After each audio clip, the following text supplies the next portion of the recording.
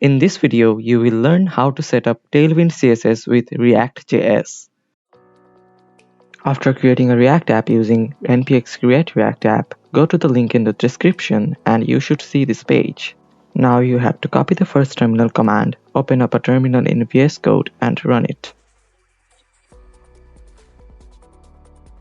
After it's completed, again go to the web page, copy the second command and also run it in the terminal.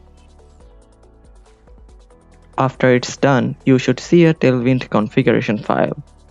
Open the file, go to the web page and copy the configuration and paste it in the Tailwind configuration file. Now again go to the web page and copy the index.css config and paste it in the index.css file of your project.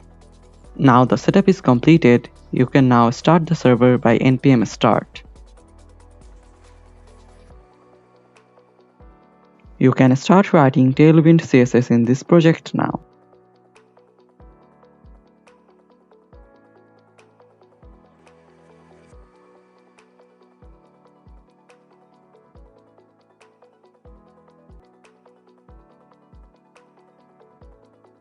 Here you can see it is compiling and showing styles as per Tailwind CSS.